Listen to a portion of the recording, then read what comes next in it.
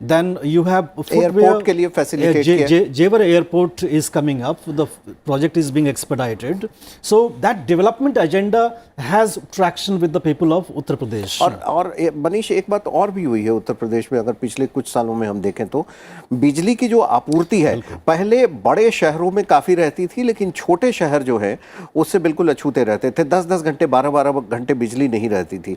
योगी आदित्यनाथ ने जब 2017 में सत्ता संभाली थी, उसके बाद इन्होंने ये सुनिश्चित करने का काम किया था कि ऐसा एक बहुत बड़ा डिवाइड नहीं रखेंगे बड़े शहरों में और छोटे शहरों में बिजली आपूर्ति को लेकर। अगर वो छोटे शहर भी हैं तो वहां भी बिजली की आपूर्ति समान भाव से ही होगी। निश्चित रूप से। मैं आज जब नोएडा से आ रहा था दिल्ली, तो मैंने एक देखा 2 मंजिल की घर थी और बड़ा सा डीजी जनसेट रखा हुआ था। बहुत पहले का रखा हुआ होगा, क्योंकि नोएडा गाजियाबाद में काफ़ी बिजली कटा करती थी पहले पास्ट में। लेकिन ये बात आज की 1-2 साल की नहीं है। जब से प्रधानमंत्री मोदी बने हैं तो पहले एक कोयला का ऑक्शन जो है उस पर काफ़ी विवाद हुआ था, स्कैम भी हुआ था। उसके बाद वो ऑक्शन को नॉर्मलाइज किया गया, सिस्टम को ट्रांसपेरेंट किया गया, तो पूरे देश भर में बिजली की प्रोडक्शन काफ़ी बड़ी है। और साथ ही साथ एक दूरगामी सोच लेकर के, एक फारसाइटेडनेस लेकर के कि हम कोयला निर्भर ही नहीं रहेंगे, हम सोलर पावर को टैप करेंगे, हम एक एनवायरनमेंट फ्रेंडली बनेंगे, तो देश में सोलर पावर भी काफ़ी बढ़ रहा है। तो आप देखेंगे पूरे देश भर में, बिहार में हो, चाहे झारखंड में हो, चाहे यूपी में हो, बिजली की अवेलेबिलिटी काफ़ी बड़ी है। और ऐसे में लोग निश्चित रूप से इसको एक पॉजिटिव वे में देखेंगे कि उनको अब डीजी जनसेट पे खर्च करने की ज़रूरत नहीं है। जो किसान है उसके पास भी बिजली उपलब्ध है, चाहे वो पंजाब का किसान हो, चाहे उत्तर प्रदेश का किसान हो। और जिस तरह से लागत मूल्य में कमी करने की कोशिश सरकार द्वारा की गई है, कहीं ना कहीं किसानों ने उस बात को भी स्वीकार किया है कि लागत मूल्य चाहे फर्टिलाइज़र का हो, चाहे किसी और चीज़ का हो, उसमें कमी आई है और उनसे आमदनी बढ़ी है। साथ में हमें लगता है एक मुद्दा अगर हम नहीं बात करेंगे तो वो हमारे लिंक से मिसिंग होगा, जो हर किसान को 2-2 हज़ार रुपये हर 3 महीने में मिल रहा है। 2019 से 6,000 रुपये का नेट उनके जेब में डीबीटी के द्वारा उनके पास ये पैसे जा रहे हैं। और ये डीबीटी जो आधार से सीडिंग करके सरकार ने करा है, जिसमें कि कोई लीकेज नहीं है, इससे भी जनता में मुझे लगता है काफ़ी सेटिस्फैक्शन है।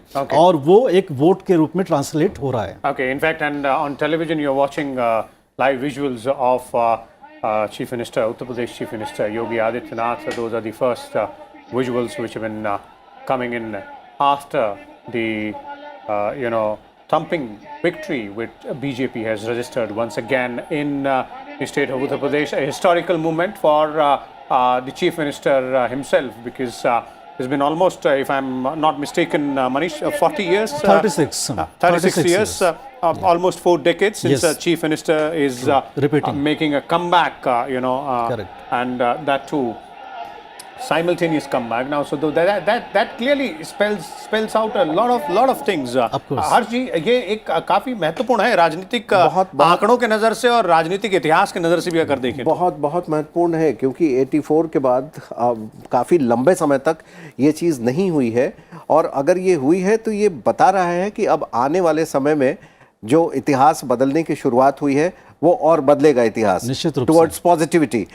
अब आपसे मनीष, अगर हम ये बात करें कि अब उत्तर प्रदेश में सुरक्षा काफ़ी अच्छी हो गई है, लॉ एंड ऑर्डर का सिचुएशन काफ़ी अच्छा हुआ, और ये एक बहुत महत्वपूर्ण मुद्दा था।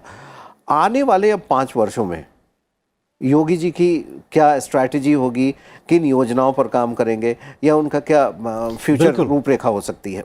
योगी जी के लिए एक बड़ी अच्छी अपॉर्चुनिटी ये है कि उनकी पार्टी की सरकार ही दिल्ली में बैठी हुई है। तो जो डिफेंस कॉरिडोर जो केंद्र ने यूपी को दिया है, वो भी बुंदेलखंड रीजन में, झांसी में, उस पर उनको काम करना चाहिए। वो एक बहुत बड़ा अपॉर्चुनिटी यूपी को ला करके देगा, क्योंकि हम देख रहे हैं जैसे हर्ष जी की विश्व में क्या हालात है कि हमें अब दूसरे कंट्रीज़ पर अपने डिफेंस रिक्वायरमेंट्स के लिए डिपेंडेंट नहीं रहना चाहिए। और जिस तरह से रशिया यूक्रेन में लड़ाई हो रही है, तो ये डिसरप्शन कहीं ना हो जाए तो हमारे लिए मुसीबत हो सकती है। तो अगर झांसी में डिफेंस कॉरिडोर योगी जी बनवा देते हैं और कंपनीज आते हैं और मेक इन इंडिया के तहत, तो एक बहुत अच्छा अपॉर्चुनिटी होगा। दूसरा, जो केन बेतवा रिवर इंटरलिंकिंग की जो बात कैबिनेट ने अप्रूव करी है, उस पर योगी जी को जोर लगाना पड़ेगा, क्योंकि बुंदेलखंड आप जानते हैं कि दशकों तक सूखा पीड़ित रहा है और वहाँ पर एक पलायन की बड़ी समस्या रही थी, जो कि अब थोड़ा बहुत एड्रेस हो रहा है। तो अगर इस रिवर इंटरलिंकिंग से उस क्षेत्र का फ़ायदा होता है तो योगी आदित्यनाथ अपने राज्य के लिए बहुत बड़ा काम कर जाएंगे। साथ में जेवर एयरपोर्ट को जल्द से वो जल्द बनाएं, जिससे कि अगर गुड़गांव का विकास इसलिए हुआ क्योंकि वो इंदिरा गांधी इंटरनेशनल एयरपोर्ट के पास में था, तो जेवर एयरपोर्ट के आने से आगरा और नोएडा का जो रीजन है इसमें काफ़ी इकोनॉमिक एक्टिविटीज़ बढ़ेगी। इस पर मुझे लगता है बहुत जल्दी से उनको काम करना चाहिए और साथ में रोजगार उत्पन्न जैसे भी कर सकते हैं वो अपने राज्य में, क्योंकि 25 करोड़ से अधिक आबादी का राज्य उत्तर प्रदेश है। कई सारे देशों से बड़ी जनसंख्या वहां पर है, कई सारे देशों को मिलाकर वहां से भी बड़ी जनसंख्या है। और डॉक्टर सिंह, आपके विचार इस पर जानना चाहेंगे, क्योंकि केवल जीत ऐतिहासिक है, ना केवल इस मायने में कि लगभग 36 साल बाद उत्तर प्रदेश में कोई मुख्यमंत्री दोबारा चुनकर आ रहा है, बल्कि पार्टी को भी जो है लगातार दूसरी बार जिस तरह का बहुमत मिल रहा है वो, और अलग अलग मैं अभी आंकड़ों पर थोड़ी नजर डाल रहा था, अलग अलग जो रीजन हैं उत्तर प्रदेश के, जो अलग अलग क्षेत्र हैं, वहां पर वोट परसेंटेज के आंकड़ों पर भी अगर मोटी नजर डाली जाए तो लगभग सभी क्षेत्रों में बीजेपी के वोट प्रतिशत में काफी अच्छा खासा इजाफा हुआ है। 2017 में जितना वोट परसेंट बीजेपी को विधानसभा में था उससे कुछ 1 कुछ परसेंट बढ़ा है। ये अपने आप में बहुत बड़ी उपलब्धि है। दूसरी बार सरकार का आना ही उपलब्धि है। उत्तर प्रदेश जैसे राज्य में जो 80 लोकसभा देता है, बहुत ही सेंसिटिव है। और आप ये देखें कि अखिलेश यादव ने एक बड़ा सा umbrella, political umbrella social engineering के साथ खड़ा करने का भरपूर प्रयास किया, बहुत अच्छा स्टिचिंग करी उन्होंने, लेकिन वो जो मुद्दे उनको उठाने चाहिए थे वो मुद्दे उठा नहीं पाए, गवर्नेंस पे डिबेट में नहीं टिक पाए और नन गवर्नेंस वाले मुद्दे पर चले गए जहां उनका खुद का परफॉर्मेंस। आप देखिए, राम मंदिर का उन्होंने मुद्दा उठाया, लेकिन राम मंदिर पर गोली तो आपने चलाई, तो उसका जवाब आपके पास क्या है? इसी तरह से मुख्यमंत्री पर व्यक्तिगत आरोप लगाए कि आपको हम मठ में भेज देंगे। अरे मुख्यमंत्री मठ में रहे या बाहर रहे, ऐसा भारत का संविधान तो कुछ कहता नहीं। तो अखिलेश यादव के वोट, कोर वोट भी कुछ भागे उससे। दूसरी बात, उनसे भी बहुत सारी गलतियां हुई, लेकिन मूल सवाल था, 2 सवाल पर सरकार आई है, 2-3 सवालों पर जो गवर्नेंस की डिलीवरी है बहुत अच्छी रही है, मुख्यमंत्री की व्यक्तिगत ईमानदारी, डबल इंजन सरकार, और सबसे बड़ी बात बुलडोजर की, जो अपराधियों का मर्दन योगी सरकार ने किया है। उत्तर प्रदेश की जनता ने बहुत ही तहे दिल से उसका स्वागत किया। मैं बहुत सारे इंटरव्यू देख रहा था सोशल मीडिया पर, लोग कह रहे हैं कि भाई हमारे विधायक तो बिल्कुल नकारे हैं, लेकिन हम योगी जी को लेट डाउन नहीं होने देंगे, क्योंकि योगी जी की पॉलिसियां हमें अच्छी लगती है। जनता में कुछ असंतोष था, वो जानवर जो खुले घूम रहे थे उससे फसलों का नुकसान था। उत्तर प्रदेश एक कृषि आधारित ये है, लेकिन एक बड़ी बात यह है कि अब माननीय योगी जी को बहुत सारी चुनौतियों का सामना करना है। जनता की आकांक्षाएं जुड़ गई हैं हर क्षेत्र में। पर्यटन उत्तर प्रदेश में बहुत हो सकता है, वो नहीं हुआ है। उद्योग और लग सकता है, एयरपोर्ट खुल रहे हैं, अच्छी बात है, और रोड का एक्सपेंशन होना चाहिए। इसी तरह से इंटरनेट थोड़ा कम है, वो चारों तरफ होना चाहिए। नौकरियां आपको देनी पड़ेंगी सरकारी स्तर पर, और प्राइवेट को आपको फैसिलिटेट करना पड़ेगा। इन तमाम फ्रंट पर एक फिल्म सिटी आ रही है, उसको भी कागजों से निकाल के जमीन पे लाने की जरूरत है। तो बहुत सारी चुनौतियां, चूंकि आप जब जीतते हैं तो आप, जनता आपसे काफी चीज एस्पायर करती है और उसे फुलफिल करना है। चूंकि 2024 का इलेक्शन अब बहुत दूर नहीं है, आज हम जो बात कर रहे हैं इससे ठीक 2 साल आगे। और सुधीर जी, यही वजह है कि देखिए, भारतीय जनता पार्टी जो है वो कई बार बड़े नेता लगातार ये कह चुके हैं कि वो लगातार जनता से जुड़े रहने का काम करते हैं। यानी हम कह सकते हैं कि एक तरीके से इलेक्शन मोड रहता है, क्योंकि जनता से जुड़ाव जो है लगातार वही ट्रांसलेट करता है। रही बात, हम अभी जो उत्तर प्रदेश की बात कर रहे थे, उसमें बिल्कुल सही बात है कि आने वाले 5 वर्षों में अब योगी जी के लिए इंफ्रास्ट्रक्चर डेवलपमेंट के अलावा एक और जो मुद्दा होगा वो होगा कि किस तरीके से वहाँ प्रदेश में इन्वेस्टमेंट आए, क्योंकि जब इन्वेस्टमेंट आएगा तो उससे जॉब अपॉर्चुनिटीज भी बढ़ेंगी। जी जी, एक चीज मैं बस जोड़ना चाहूंगा, ना केवल इंफ्रास्ट्रक्चर डेवलपमेंट, जिसको विकास कहते हैं, बल्कि रोजगार भी, दोनों महत्वपूर्ण मुद्दे रहेंगे। बिल्कुल। एक चीज मैं बस कहना चाह रहा था कि पैंडेमिक पिछले 2 साल में, 2.5 साल में मान लें, पूरे विश्व के लिए बहुत बड़ी चुनौती थी। इस पैंडेमिक ने लीडरशिप को भी टेस्ट किया है। हमने देखा है पूरे पैंडेमिक के टाइम में विपक्ष के जितने भी नेता थे वो कहीं भी लोगों के बीच निकल करके बाहर नहीं गए। तो ऐसे में बिल्कुल कहीं ना कहीं लोगों ने इस बात को भी देखा जी। और एक सबसे बड़ी बात है कि नेतृत्व चाहे किसी भी, छोड़ दीजिए आप चुनाव को, सुपर स्टेशन में नहीं पड़ना चाहिए उनको कि नोएडा गाजियाबाद आप इसलिए नहीं जाएंगे क्योंकि जब वहां जाने के बाद चुनाव आप हार जाते हैं। तो ये ऐसा मिथ सुपरस्टिशंस तो जो तोड़ा है, योगी जी ने, कई हाँ। मिथ इस तरीके के तोड़े। बहुत ही रोचक चर्चा हमारी रही अभी तक और हमारे साथ बीजेपी के प्रवक्ता राजू बिष्ट जी जुड़े हुए हैं। आपसे एक और टिप्पणी ले लेते हैं राजू जी, आपकी अपार जीत पर, आपकी पार्टी की। आपकी पूरी बात मैंने सुनी, एनालिसिस जो किया खास करके यूपी को लेकर के। मैं कुछ चीजें इसमें और जोड़ना चाहूंगा जी। जैसा मैंने कहा, ये जीत अपने आप में बहुत ऐतिहासिक है। हमको एक बात यूपी की दृष्टि से ये समझना चाहिए, पॉपुलेशन के लिहाज से दुनिया का अपने आप में ये छठा देश बन सकता है। और इतनी बड़ी चुनौती के बाद भी जो है मोदी जी ने ये साबित किया है अपनी लीडरशिप को, योगी जी ने, और 25 करोड़ जनता को संभाल के रखना और योजनाओं को हर एक घर और गांव तक पहुंचाना, ये भी अपने आप में बहुत बड़ी चुनौती थी। और आगे की कुछ चुनौती और प्रायोरिटी के बारे में भी आपने कही। मेरा 2-3 चीजें आपके माध्यम से जरूर कहना चाहूंगा। देखिए राजू जी आपको रोकना चाहेंगे, राजू जी अब आपको रोकना चाहेंगे। उत्तर प्रदेश के मुख्यमंत्री के पास चलते हैं, वो अभी संवाद कर रहे हैं मीडिया से। जी। आज पूरे देश के अंदर उत्तर प्रदेश, उत्तराखंड, मणिपुर और गोवा में भारतीय जनता पार्टी की प्रचंड बहुमत की सरकार बनने जा रही है। इन 4 राज्यों में प्रधानमंत्री मोदी जी के विकास और सुशासन को एक बार फिर से जनता जनार्दन ने अपना आशीर्वाद दिया है। मैं इस अवसर पर सबसे पहले आदरणीय प्रधानमंत्री जी का,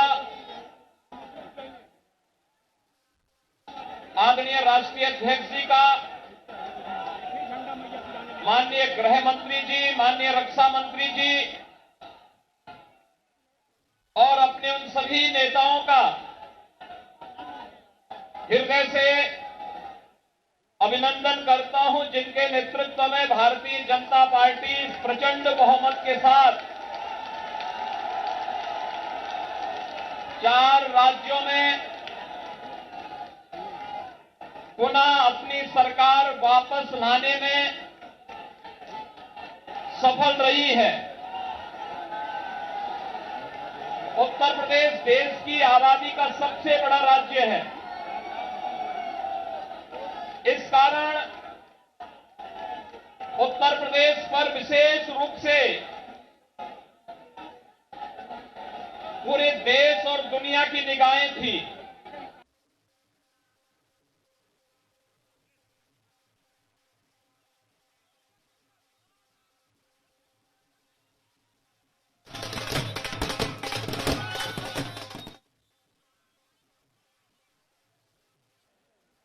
उत्तर प्रदेश में प्रचंड बहुमत के साथ आदरणीय प्रधानमंत्री जी के मार्गदर्शन और नेतृत्व में फिर से प्रचंड बहुमत प्राप्त की है। इस प्रचंड बहुमत के लिए उत्तर प्रदेश की जनता जनार्दन का हृदय से अभिनंदन, हृदय से आभार। और मैं इस अवसर पर भारतीय जनता पार्टी और विचार परिवार के उन कोटि-कोटि कार्यकर्ताओं का अभिनंदन करता हूं जिनके नेतृत्व में और जिनके परिश्रम से आज भारतीय जनता पार्टी को अपने सहयोगी दलों के साथ इतना प्रचंड बहुमत के साथ प्रदेश में सरकार बनाने का अवसर प्राप्त हुआ है। भाइयों बहनों, पहली बार 7 चरणों में हुए उत्तर प्रदेश विधानसभा के चुनाव शांतिपूर्ण तरीके से संपन्न हुए और संपन्न होने के साथ ही आज मतगणना के बारे में जो तमाम प्रकार के भ्रामक प्रचार पिछले 2-3 दिनों से चलाए जा रहे थे, उत्तर प्रदेश की जनता जनार्दन की ताकत ने उस भ्रामक प्रचार को दरकिनार करते हुए आज भारतीय जनता पार्टी और सहयोगी दलों को प्रचंड बहुमत से विजयी बनाया है। आप सबको मैं इस अवसर पर बधाई देता हूं। भारत निर्वाचन आयोग को शांतिपूर्ण तरीके से इस चुनाव को संपन्न कराने के लिए हृदय से धन्यवाद देता हूं। चुनाव की प्रक्रिया से जुड़े हुए प्रशासन और पुलिस विभाग और अन्य सभी संबंधित विभाग के सभी कार्मिकों को भी हृदय से धन्यवाद देता हूं कि जिन्होंने कोरोना जैसी महामारी के बावजूद शांतिपूर्ण तरीके से लोकतंत्र के इस पर्व को संपन्न करने में अपना योगदान दिया है। उन सबका भी मैं हृदय से धन्यवाद देता हूं। भाइयों बहनों, हम आभारी हैं आदरणीय प्रधानमंत्री जी के,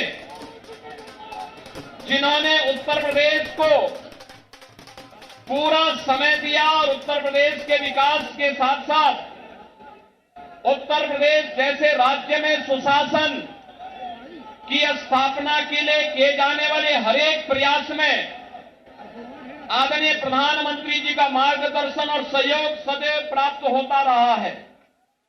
आज आदरणीय प्रधानमंत्री जी, माननीय राष्ट्रीय अध्यक्ष जी, माननीय गृह मंत्री जी, माननीय रक्षा मंत्री जी, केंद्रीय मंत्रियों और केंद्र भारत सरकार से जुड़े हुए सभी मंत्रियों के साथ ही सभी पदाधिकारियों के सहयोग से वे प्रचंड बहुमत भारतीय जनता पार्टी को देश के सबसे बड़े राज्य में प्राप्त हुआ है।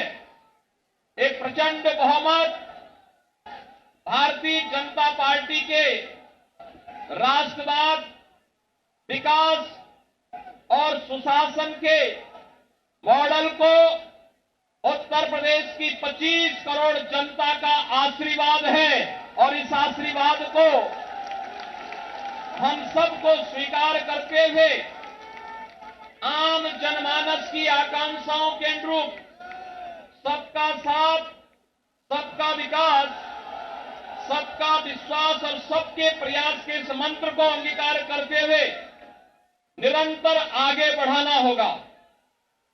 आपने देखा होगा भारतीय जनता पार्टी की डबल इंजन की सरकार ने 5 वर्षों से लगातार उत्तर प्रदेश के अंदर सुरक्षा का जो माहौल दिया, उत्तर प्रदेश की आस्था को सम्मान देने का जो कार्य किया, उत्तर प्रदेश के अंदर आदरणीय प्रधानमंत्री जी के मार्गदर्शन में विकास के कार्यक्रमों को जिस मजबूती के साथ आगे बढ़ाने का कार्य किया और साथ ही साथ गरीब कल्याणकारी योजनाओं को प्रभावी ढंग से आगे बढ़ाने के लिए जो प्रयास प्रारंभ हुए हैं, आज उसका परिणाम जनता जनार्दन ने जातिवाद, परिवारवाद, वंशवाद की राजनीति को पूरी तरह तिलांजलि देते हुए 2022 में भी भारतीय जनता पार्टी को प्रचंड बहुमत के साथ ये विजय श्री उपलब्ध कराई है।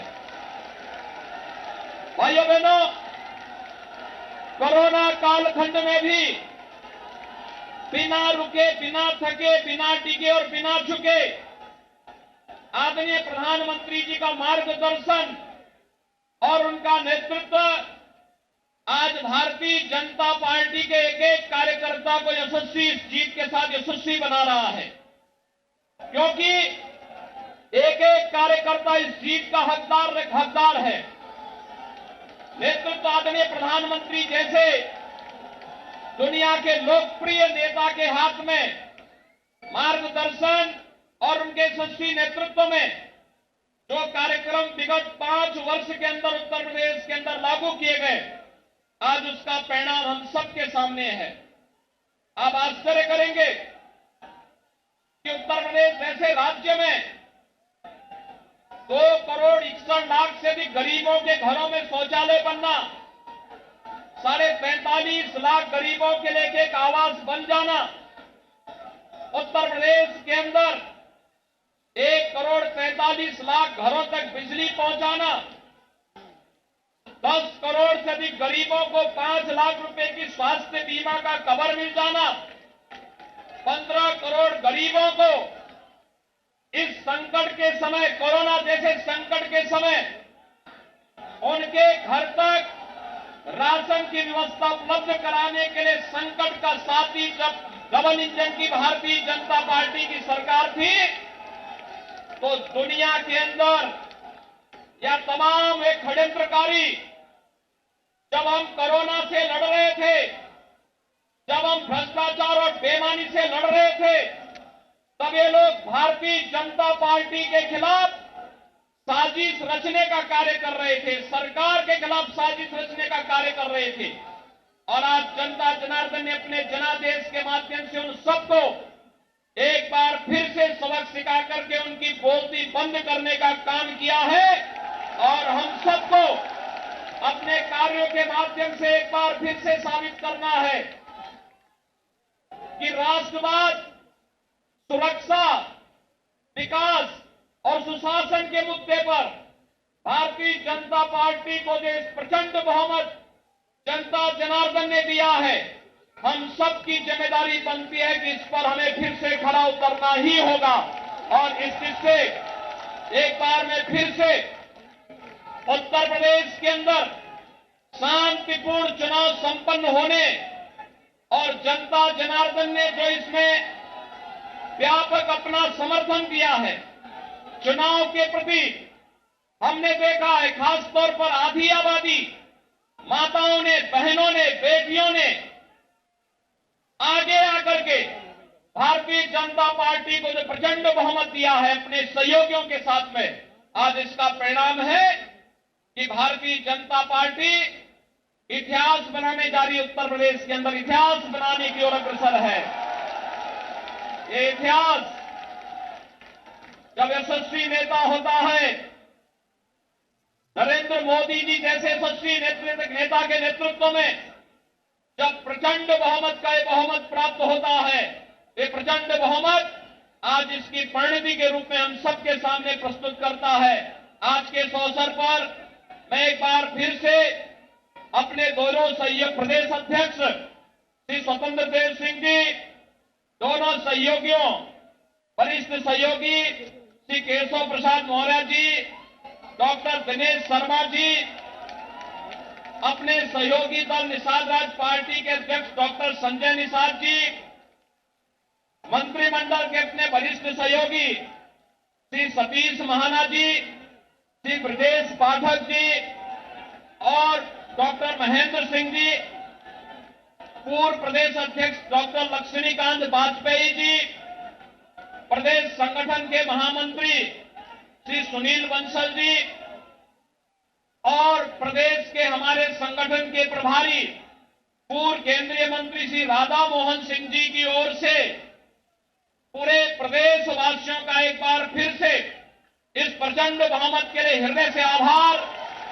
और अभिनंदन करता हूं और विश्वास व्यक्त करता हूं कि ये जीत हमें जवाबदेही का एक नया संकेत भी देता है। हमें जोश के साथ साथ होश को बनाए रखना है और इससे भी मजबूती के साथ हमें आम जनमानस के आकांक्षाओं के अनुरूप एक बार फिर से अपने आप को साबित करना होगा।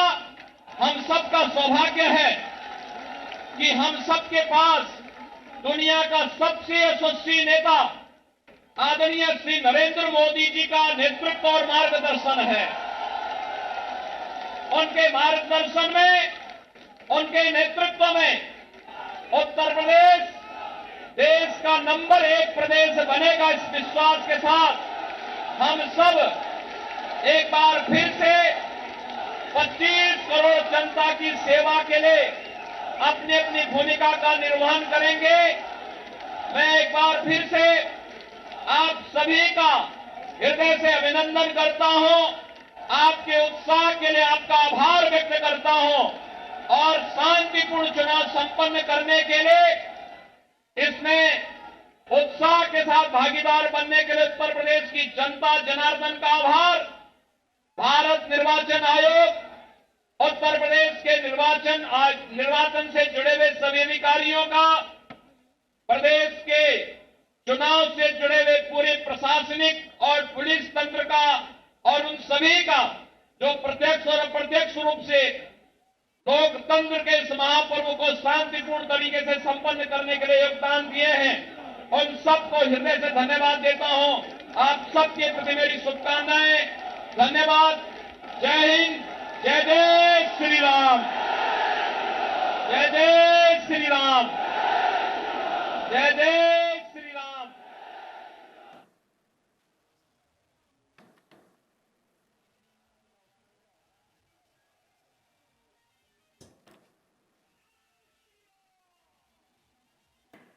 So you heard the Chief Minister of Uttar Pradesh, Yogi Adityanath, addressing party workers, thanking them for their hard work and toil over the past few months.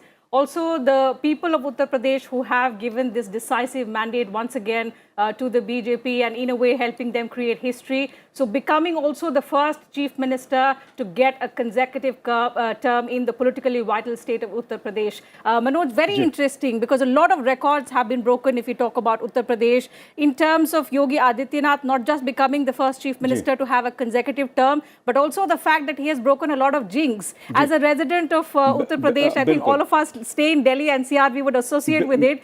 He broke the jinx that whoever visits Noida loses the elections, and that is something that, you know, we see. So in the process, a lot of records have been broken. What all of this means for the BJP, of course, this decisive mandate, not just in Uttar Pradesh, but also the other 3 states which the BJP has successfully been able to retain. We'll discuss all of that and much more. Also, the Aam Aadmi Party wave in Punjab with distinguished experts who are joining us on the program today. But first, a brief into what actually has happened through the day across these 5 states that saw intense 7-phase polling in the month of February and March. And of course, the big day today, the counting day. We've been tracking every single detail on Sunset TV right since morning. It's been a fabulous day for the BJP. The party has managed to battle anti-incumbency in 4 states. People have given their mandate to this particular party. And as I said, and I reiterate, a lot of records have been broken, not just in Uttar Pradesh, but also in Manipur. For the first time, the BJP will be now looking to form the government in the northeastern states, wholly and solely on its own. So all of these aspects we will be discussing in the course of the program today. Manoj, बिल्कुल बिल्कुल जिस तरह से जो परिणाम 5 राज्यों के विधानसभा के उभर के सामने आ रहे हैं उससे एक बात साफ है कि भारतीय जनता पार्टी ने 4 राज्यों में लगभग अपनी सरकार बनाने के लिए जरूरी सीटें जो हैं वो उसने हासिल कर ली हैं। उसमें उत्तर प्रदेश में उसे प्रचंड बहुमत मिलता हुआ दिख रहा है, वहीं उत्तराखंड में भी उसे बहुमत हासिल हो रहा है। गोवा में भी सत्ता के करीब है और मणिपुर में भी सत्ता के करीब है। पंजाब में आम आदमी पार्टी ने सारे रिकॉर्ड तोड़कर और बहुमत एक तरह से हासिल करने की ओर तेज परिणाम जो उभर के सामने आ रहे हैं साफ तौर पे दिखाई दे रहा है। लेकिन इस चुनाव के इन 5 राज्यों के विधानसभा चुनाव के राज्यवार हम चर्चा करेंगे और इसके राष्ट्रीय परिदृश्य में क्या असर होने वाले हैं और भावी राजनीति पे इस पर क्या असर पड़ने वाला है, इसको भी हम समझने की कोशिश करेंगे। 2 खास मेहमान मेरे साथ इस समय स्टूडियो में मौजूद हैं। वरिष्ठ पत्रकार आलोक गोस्वामी जी हमारे साथ हैं। आलोक जी, आपका बहुत बहुत स्वागत है संसद टीवी पे। साथ ही वरिष्ठ पत्रकार के.वी. प्रसाद जी हमारे साथ हैं, उनसे भी हम समझने की कोशिश करेंगे। के.वी. प्रसाद जी, आपका भी बहुत बहुत स्वागत है। लेकिन सबसे पहले हम जानते हैं, समझते हैं कि अभी जो स्थिति है, क्या स्थिति है, आपको सीधे लिए चलता हूं डाटा सेंटर में अपने। Absolutely. So Bhavna is joining us there. She will break up all the numbers for us and our viewers. She'll take us through what the vote share is and also the latest numbers coming in from all these 5 states. Over to you, Bhavna. Thank you Tina, thank you Manoj ji. जैसा कि data centre में हम हैं और आज एक big day, today is the big day in terms of election results of 5 assembly states. And Tina, as you see in our bar graphics and as you see the Yogi Adityanath, the Chief Minister of Uttar Pradesh, thanking the audience, the voters for again choosing the BJP for the second consecutive term. Let's look at the bar graphics and get to know the latest figures coming in from the Uttar Pradesh. So as we can see, BJP जो है 268 सीटें लेती हुई नजर आ रही है। 403 सीटों की ये विधानसभा क्षेत्र है। समाजवादी पार्टी की बात करें तो 130 सीटें समाजवादी पार्टी को आई हैं। हालांकि 2017 की बात करें तो समाजवादी पार्टी के पास सिर्फ 47 सीटें थी, लेकिन 2022 की बात करें टीना और मनोज जी तो 130 सीटें समाजवादी पार्टी के पास आ गई हैं।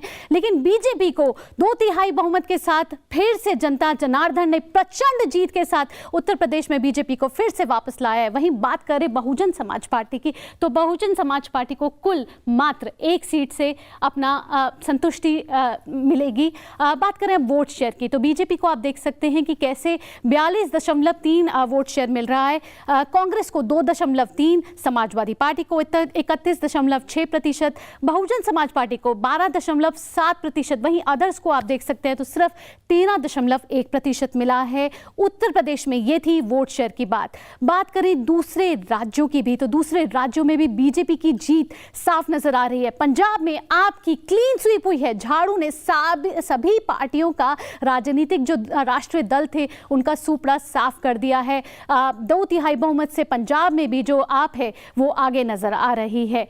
बात करें पंजाब की तो कांग्रेस को 18 सीट मिली हैं, भारतीय जनता पार्टी को 2 सीटें मिली हैं, शिरोमणि अकाली दल को 4 सीटें मिली हैं और आपको 92 सीटें मिली हैं। ये रिकॉर्ड है, ये मिरेकल विक्ट्री है आपकी। जनता ने इस बार एक आपको जो पार्टी जो एक आंदोलन से शुरू हुई थी उस पर विश्वास जताया है। दिल्ली केंद्र प्रदेशित राज्य के बाद अब एक पूर्ण राज्य को पंजाब जो है आप जो है अब संभालेगी। पंजाब के वोट शेयर की बात करें तो देखिए कांग्रेस को कितना मिल रहा है वोट शेयर, 23%, बीजेपी को 6.6%, शिरोमणि अकाली दल को 18.4% और वहीं आपको 42% और अदर्स को 10%। पंजाब में यह है वोट शेयर। आगे दूसरे राज्यों की बात करें तो उत्तराखंड की अब हम बात करते हैं। उत्तराखंड में देखते हैं कि किस तरीके से समीकरण बदले हैं। बीजेपी की फिर से उत्तराखंड में वापसी हुई है। So let's see the graphics coming in from Uttarakhand. So BJP with 47 seats gaining and again making coming into power. Congress with 19 seats. AAP with just no account opened in Uttarakhand. BSP with 2 seats and others with 2 seats. This was Uttarakhand. Now let's see other bar graphics from other states. अब दूसरे राज्यों की देखें कि दूसरे राज्यों की क्या स्थिति है। तो अब उत्तराखंड में देखते हैं कि किस तरीके का वोट शेयर दिख रहा है हमको। तो बीजेपी जो है 44.3%, कांग्रेस 37.9%, आप 3.3%, बहुजन समाज पार्टी 4.8%, वहीं अन्य दल को 8.8%। 2022 का उत्तराखंड का ये था वोट शेयर। अब बात करते हैं दूसरे राज्य यानी कि मणिपुर और गोवा की।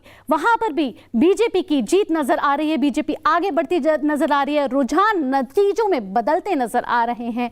और देखते हैं कि मणिपुर में क्या स्थिति है। मणिपुर में बीजेपी 4 सीटों के साथ, कांग्रेस 32 सीटों के साथ, बीजेपी 32 सीटों के साथ, वहीं कांग्रेस 4 के साथ, एनपीपी 7 सीटों के साथ, एनपीएफ 5 सीटों के साथ और वहीं अन्य दल 11 सीटों के साथ।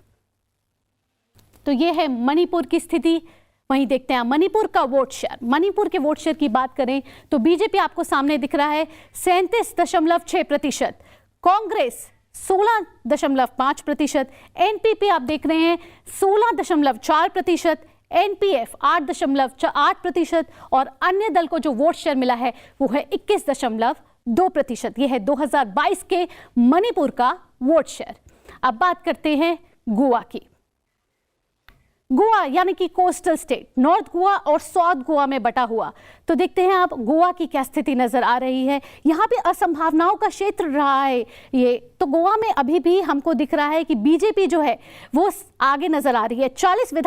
40 विधानसभा सीटों का गोवा राज्य है। तो बीजेपी के देखते हैं, बीजेपी हमको दिख रही है, सामने आपके दिख रहे हैं बार ग्राफिक्स जो बता रहे हैं कि 40 में से 20 सीटें गोवा में बीजेपी को मिल रही हैं। वहीं कांग्रेस को देखें तो 11 सीटें मिल रही हैं कांग्रेस को।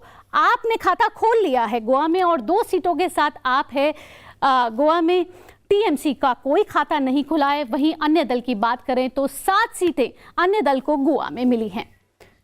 अब बात करते हैं वोट प्रतिशत की। गोवा में वोट प्रतिशत की बात करें अगर गोवा की तो बीजेपी 33.3% आप देख रहे हैं गोवा का, कांग्रेस का 23.5%, आप देख रहे हैं आप 6.8%, वहीं टीएमसी 5.2% और अन्य दल 31.2%। तो ये है गोवा का वोट शेयर।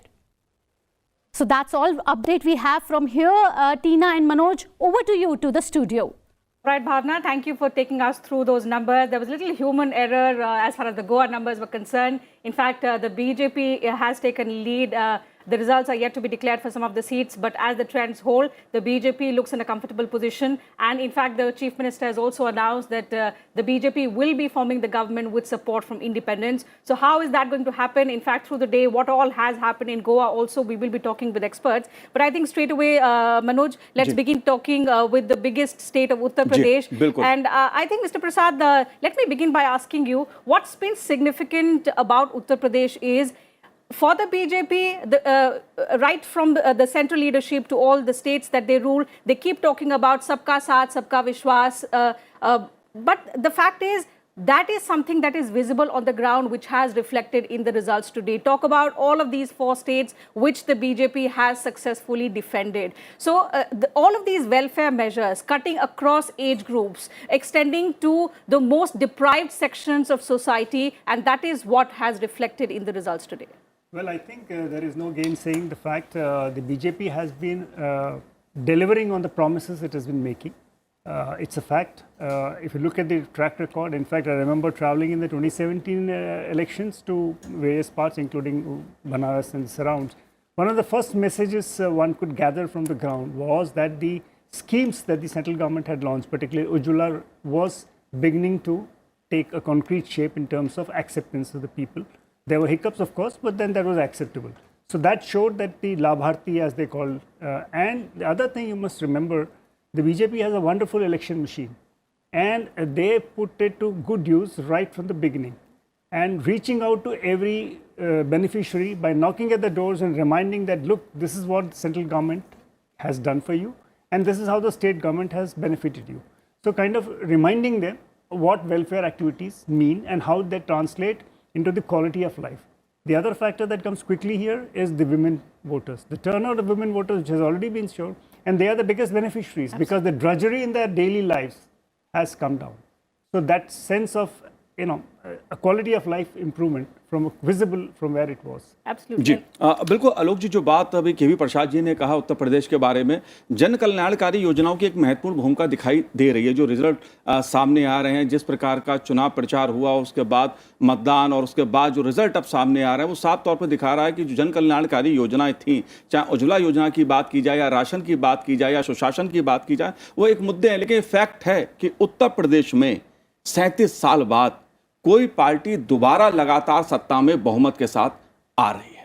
आप क्या इसकी वजह देखते हैं? मैं बात शुरू करता हूं, जैसा अभी कहा गया कि एक जिंक्स तोड़ा है, एक इतिहास को थोड़ा सा मोड़ दिया है, इस सेंस में कि एंटी इनकम्बेंसी फैक्टर करके जो एक टर्म हमेशा हर चुनाव में हम लोग बार बार सुनते हैं, बार बार कोई पार्टी दोबारा सत्ता में आएगी नहीं आएगी, उसको लेकर के जो एक बात आती है कि एंटी इनकम्बेंसी होगी, ये फलां पार्टी इसलिए नहीं जीतेगी क्योंकि 5 साल में इसने जो किया है वो अपने वादे पूरे नहीं किए हैं, एक कॉमन सा एक फैक्टर रहता है। लेकिन उत्तर प्रदेश में जैसा अभी इन्होंने कहा मेरे साथी ने, स्पष्ट रूप से मुझे इसमें एक रंच मात्र भी ये शक नहीं है कि जो जन कल्याणकारी योजनाएं हैं केंद्र की भी और स्तर पे, प्रदेश के स्तर पे मुख्यमंत्री द्वारा जो शुरू की गई थी और इसमें अगर आप कोरोना का, क्योंकि पीछे का 1-2 साल का एक लंबा का जो समय रहा है वो कोरोना से प्रभावित रहा है, और उस दौरान जिस प्रकार के कदम उठाए गए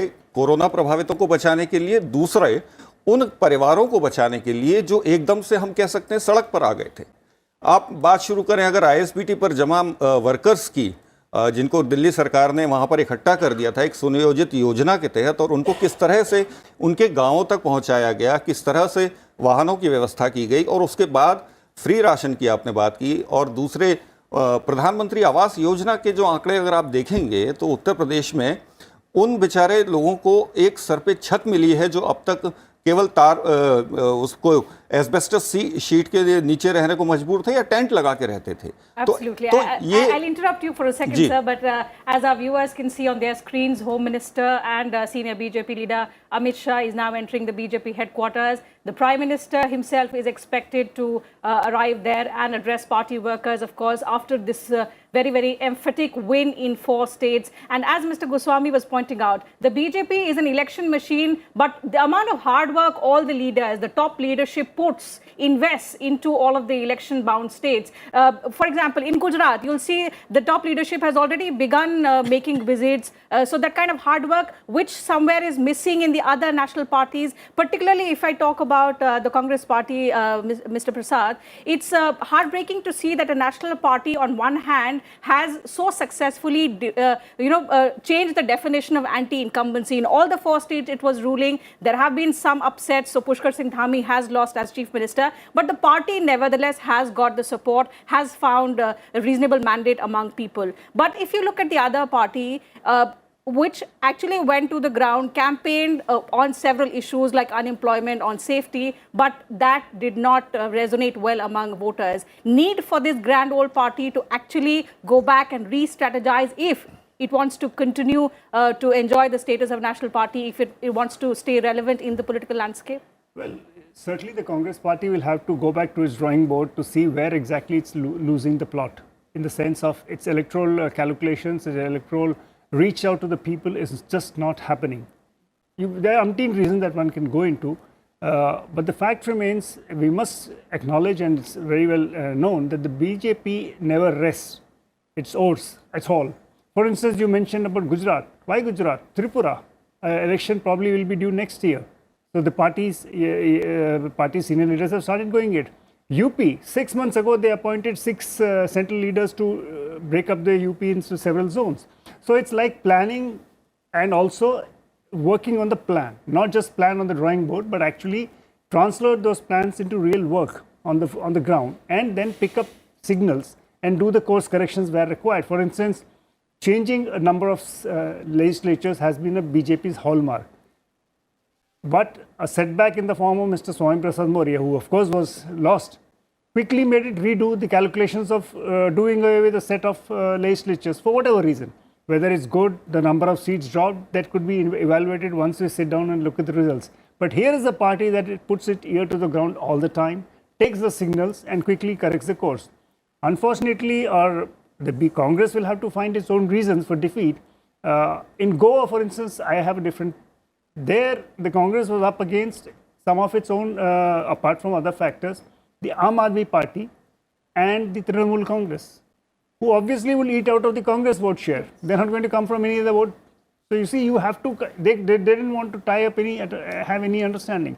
So these are issues that the Congress will certainly look I'll into. take one reaction from Mr. Goswami also, since we're talking about the effort by political parties. Akhilesh Yadav did come in and he actually gave a tough contest to the BJP. We are seeing he has gained, of course, from last time, not as enough. The number isn't great to actually bring him to power. But nevertheless, in the last 6 months that he came in, the campaign and the extensive campaign, the kind of strategy he put forth did work somewhere across. And do you think if Akhilesh Yadav had begun on the same vigor that the BJP has, things could have been different? Because interestingly, if you look at the vote share, the BJP has about 42%, the SP has about 32%, and the BSP also gets vote in double digits, 13%. Has the BJP somewhere dented prospects of the Samajwadi Party and given an advantage to the Saffron Party? First of all, let me start with Akhilesh Yadav's campaigning.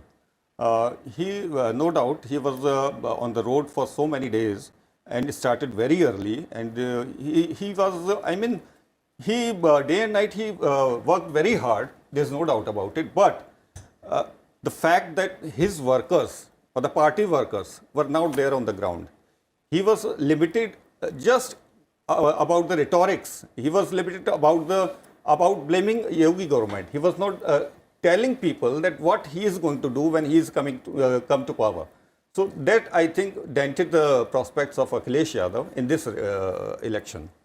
जी लेकिन एक बड़ा सवाल ये उठता है कि भी प्रसाद साहब, ठीक है, ये उत्तर प्रदेश में मुद्दे बीजेपी के भी थे, चाहे हम सुशासन व्यवस्था की बात करें या कानून व्यवस्था की बात करें, बिजली, पानी, सड़क, इन सब मुद्दों की बात करें, दूसरी ओर कोरोना काल की बात की जाए, लेकिन यही सब मुद्दे अखिलेश यादव भी उठा रहे थे, विरोधी दल भी उठा रहे थे। यहाँ मैं भरोसे का एक सवाल उठाना चाहता हूँ, क्या बीजेपी या आम आदमी पार्टी जो भरोसे की राजनीति की बात मैं कर रहा हूँ, सुशासन की बात मैं कर रहा हूँ, उसका असर आप देख रहे हैं कि आज कांग्रेस पार्टी के ऊपर जो भरोसे की बात है वो नहीं रही? देखिए, इसमें दो चीज़ें हैं। एक तो भारतीय जनता पार्टी का जो भरोसा, जो आप जिसकी बात कर रहे हैं, वो ज़रूर है। जैसे मैंने कहा, जो उन्होंने जो भी कार्यान्वित किया है, जो भी उन्होंने अपने प्रोग्राम के दिए, पॉलिसीज़ अडॉप्ट किए, उसको ज़मीनी स्तर पे उतारा और उसका सीधा सीधा लाभ पहुंचाया। लेकिन ऐसा नहीं है मुद्दे विहीन चुनाव था ये। जैसे आपने कहा, बेरोजगारी एक मुद्दा था, कई सारे हमने स्वर सुने पूरे चुनाव के दौरान में, और शायद उसी की वजह है अखिलेश ने वो भी कोशिश की उसको I think it was more about which of the issues the people identified more with in Uttar There is one Pradesh. thing that you must remember and add here. The fact is, Akhilesh Yadav was actually found missing when the corona second wave was hitting. Okay, we'll continue with the discussion, Mr. Prasad. We are also being joined virtually by Mr. Pankaj Srivastav, spokesperson of the Congress Party. Mr. Srivastav, thank you for joining us on Sunset TV. It's been a tough day for your party. The one state where the Congress had a little better prospects was Uttarakhand, but the BJP clearly has swept that away. Also, you've lost Punjab. And before you joined, we were discussing how there is now need for the Congress party to actually, think of ways to reconnect with people and bring up issues. You did raise issues in Uttar Pradesh. Priyanka Gandhi Vadra, in fact, while campaigning, she raised a lot of issues, but perhaps they did not resonate well with the voters of Uttar Pradesh. What, according to you, went wrong, particularly in Uttar Pradesh, for the party? देखिए, पहली बात तो यह है कि जो जनता का फैसला है उसे हम सिर माथे रखते हैं, उस पर किसी भी तरह का किंतु परंतु नहीं हो सकता। जनता ने भारतीय जनता पार्टी के पक्ष में फैसला दिया है और हम इसको पूरी तरीके से, पूरे हृदय से स्वीकार करते हैं। लेकिन हमने जो पूरी कोशिश की थी कि उत्तर प्रदेश में एक नई राजनीति शुरू की जाए। इतिहास में पहली बार उत्तर प्रदेश में 40% महिलाओं को टिकट देकर हमने एक ऐसी शुरुआत की है जो शायद आने वाले दिनों में एक बड़ा परिवर्तन लाएगी। 33% महिलाओं को आरक्षण मिले, ये बिल भी हम लाए थे जब सत्ता में थे, कोशिश की गई थी, लेकिन अनंत काल तक इसको इंतजार नहीं किया जा सकता। तो एक शुरुआत हुई, हमें सफलता नहीं मिली, ये सच बात है। लेकिन पूरे उस विमर्श को जहां पे चर्बी और गर्मी चल रही थी, हम भर्ती पर ले आए, ये हमारी सफलता है। हमने कोशिश की कि सकारात्मक ढंग से राजनीति की बातें की जाए और पूरे विमर्श को, राजनीतिक विमर्श है, उसको जनता के हित पर और उसके भविष्य पर जोड़ा जाए। क्योंकि ये तो देखिए सच्चाई है कि हमारा जो नीति आयोग है कि 10 इंजन की सरकार के बावजूद उत्तर प्रदेश देश का सबसे गरीब प्रदेशों की जो सूची, उसमें नंबर 3 पर था। सबसे खराब स्वास्थ्य व्यवस्था यहाँ थी। अपराध और हत्या के मामले में ये सबसे ज्यादा यहाँ पे ऐसा होता है। तो ये केवल हमारी बात नहीं थी, आरोप नहीं थे, ये सारे इंडिकेशंस हैं जो ये बताते हैं कि उत्तर प्रदेश की स्थिति अच्छी नहीं थी। आज बहुत बात देखिए, पुरुषार्थी समाज बनाने की जरूरत है। लाभार्थी का अर्थ यह है कि सब कुछ वो सरकार पर निर्भर हो गया है, जो कोई बहुत अच्छी बात नहीं। और मुझे शक है ये कब तक चलेगा। इसके पहले मनरेगा जैसी योजनाएं या तमाम योजनाएं, ऐसा नहीं कि पहले घर नहीं बनते थे, पहले शौचालय नहीं दिए जाते थे, निर्मल ग्राम योजना थी, इंदिरा आवास योजना थी, लेकिन कभी भी कांग्रेस पार्टी ने उस पर अपनी पार्टी की मुहर नहीं लगाई, बल्कि ये माना कि कल्याणकारी राज्य में सरकार की जिम्मेदारी है कि वो सारे काम करे। फर्क ये आ गया है कि अब जो भी काम होता है, जो एक सरकार का दायित्व है, उस पर भारतीय जनता पार्टी अपनी मुहर लगाती है। सरकार का पैसा श्रीवास्तव जी, किसानों का पंजाब उगाया में अनाज, बीजेपी वो अगर बीजेपी जनता के के साथ बीच आपका वापस जा आपकी रहा है लड़ाई नहीं थी। कल्याणकारी पंजाब में राजनीति, यू उसमें वर किसी पार्टी का वो नहीं, लीडिंग द उनका रेस, दायित्व उन्हें बिल्कुल देना चाहिए। व्हाट वेंट लेकिन रॉन्ग इन द उससे भी स्टेट ऑफ बड़ी बात है पंजाब? कि लोगों को इस स्थिति से निकालना चाहिए कि वो हाथ कटोरा फैलाकर उसमें राशन के लिए सरकार की ओर देखें। पंकज जी, ये सीधे तस्वीरें आप भारतीय जनता पार्टी कार्यालय से देख रहे हैं। भाजपा के राष्ट्रीय महासचिव अरुण कुमार सिंह इस समय संबोधित कर रहे हैं। कुछ ही देर में प्रधानमंत्री नरेंद्र मोदी जी भी वहां पहुंचने वाले हैं। जाहिर सी बात है, आज भारतीय जनता पार्टी के लिए एक बड़ा दिन है। उत्तर प्रदेश में प्रचंड जीत, उत्तराखंड में सत्ता में वापसी, गोवा और मणिपुर में भी सत्ता के नजदीक।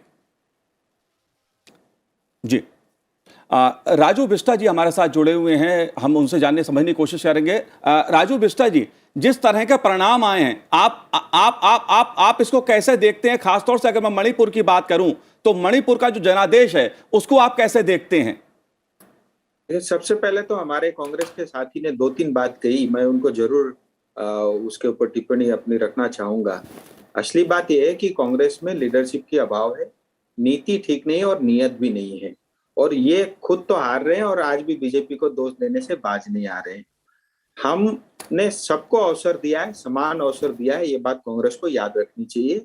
और इन्होंने बहुत सारी आंकड़े आपके सामने रखे, मैं आपको इनको बताना चाहता हूँ। 11 लाख करोड़ की जो जीडीपी की साइज थी यूपी की, आज 21 लाख करोड़ 22 लाख करोड़ की हो गई है। और जो है मतलब पर कैपिटा इनकम 40,000 रुपया थी, आज 95,000 रुपया है।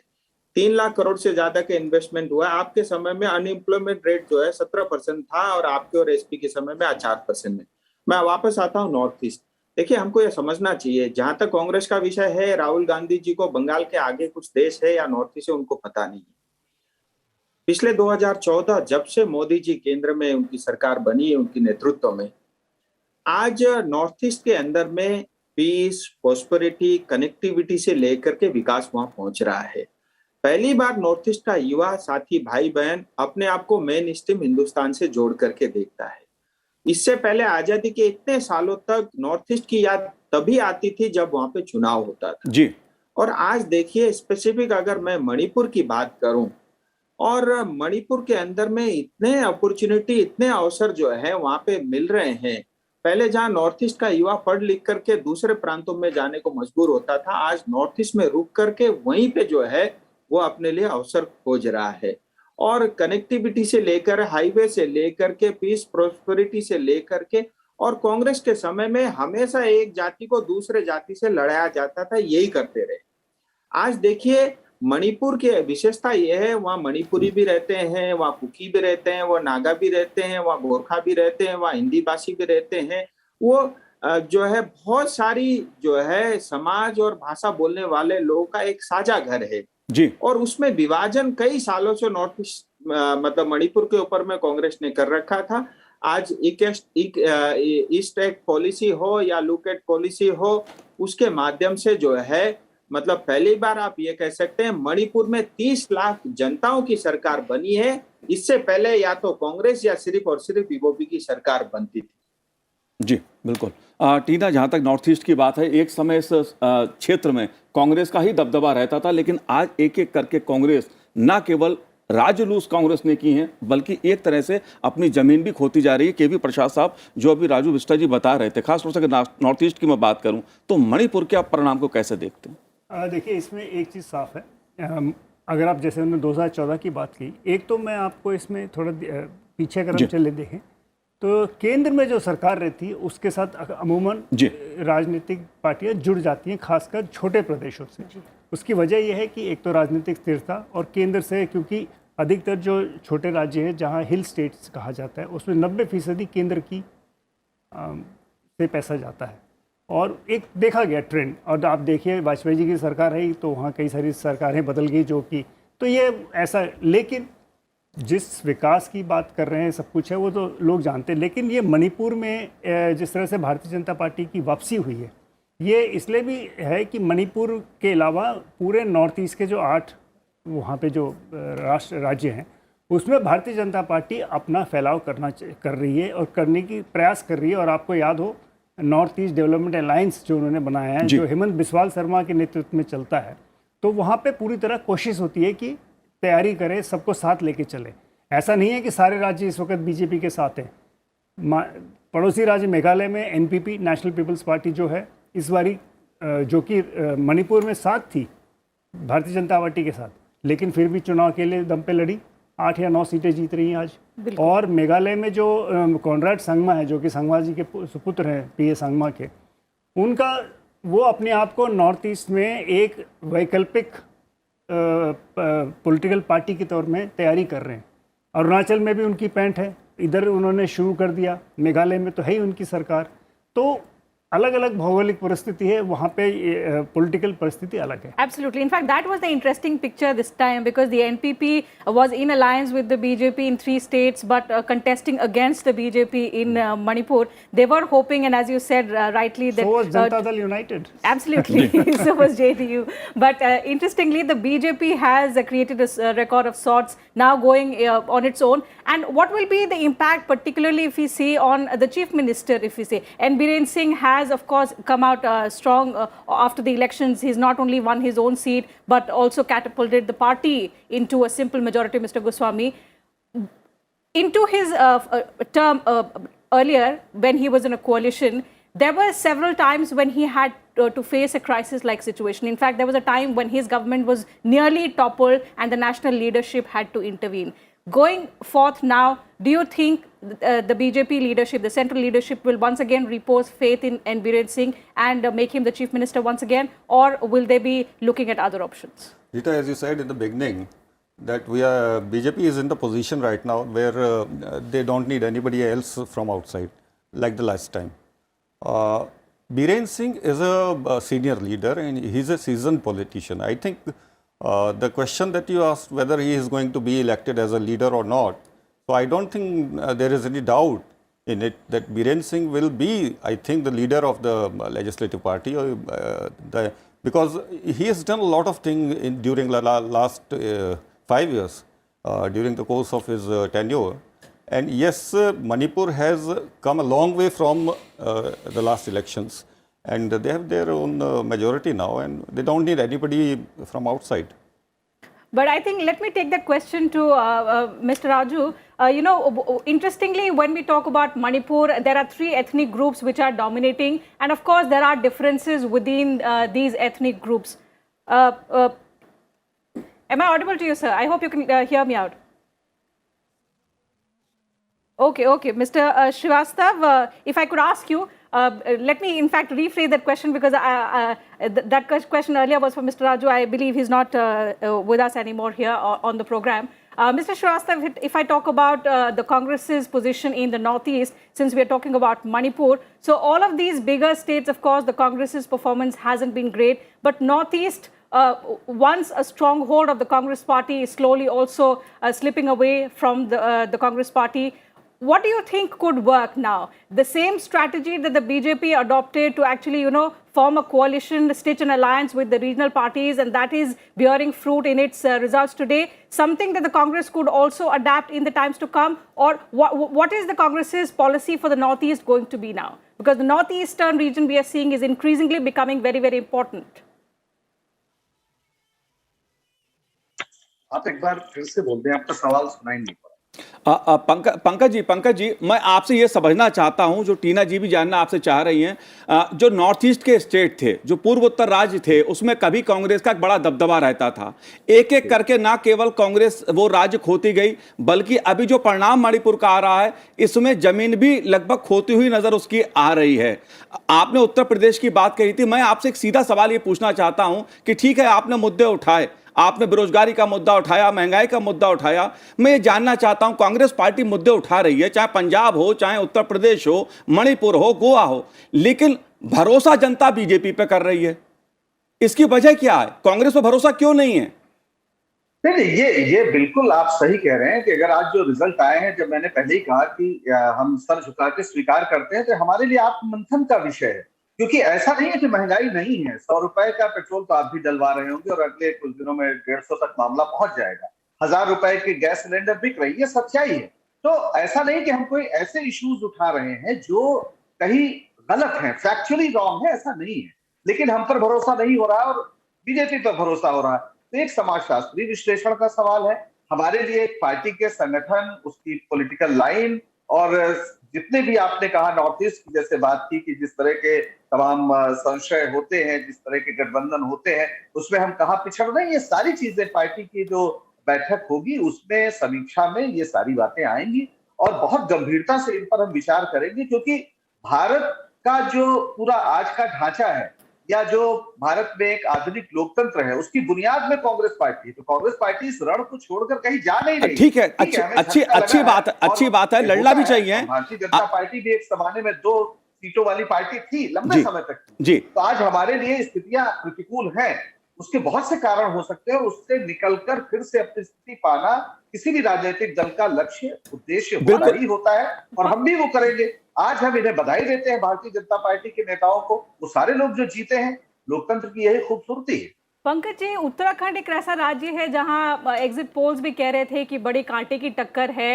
हरीश रावत जी काफ़ी कॉन्फिडेंट थे कि कांग्रेस इस बार वहां ज़रूर जीतेगी। इनफैक्ट अगर देखें तो पुष्कर सिंह धामी वहां से हार गए हैं, लेकिन लोगों ने बीजेपी में विश्वास जताया है।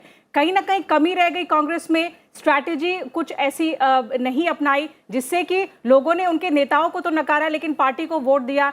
कांग्रेस चाहती, थोड़ी मेहनत करती तो शायद उत्तराखंड आपके पाले में आ जाता। कहीं ना कहीं टॉप लीडरशिप की कमी कह सकते हैं इसमें, क्योंकि ये भी एक एनालिसिस है कि एक मोदी करिश्मा है जो उत्तराखंड में वर्क किया। मोदी जी ने उत्तराखंड को कैरी किया है टुवर्ड्स विक्ट्री।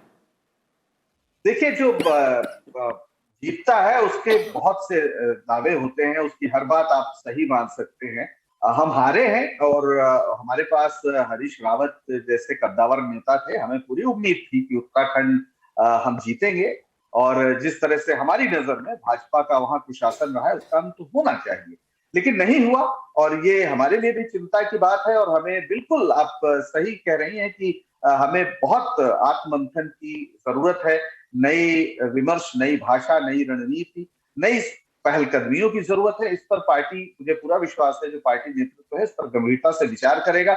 हमने कोशिश की, हम नाकाम रहे, पर होता है कई बार, और ये ऐसा सिर्फ पार्टियों के साथ नहीं होता, बहुत से पॉलिटिकल थॉट्स के साथ भी ऐसा हुआ है।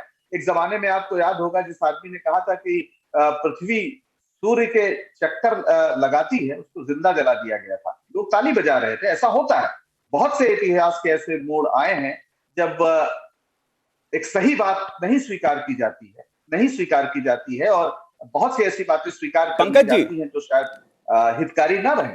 पंकज जी, एक पार्टी, एक जिम्मेदार पार्टी के नाते हमारी पूरी कोशिश होगी कि हम इस स्थिति को बदलें, और यही हमारा संकल्प। बिल्कुल पंकज जी, अच्छी बात है, आप इस हार को बहुत अच्छे से स्वीकार कर रहे हैं और मंथन करने की बात भी कर रहे हैं, लेकिन मैं एक बात बहुत ईमानदारी से आपसे जवाब जानना चाहता हूं।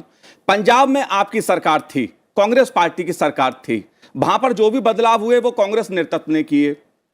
गोवा में भी पहले आपके लोगों की सरकार वहां पर कई बार रह चुकी है, एक अच्छा कांग्रेस का आधार गोवा में रहा है। उत्तराखंड में उम्मीद थी कांग्रेस पार्टी को।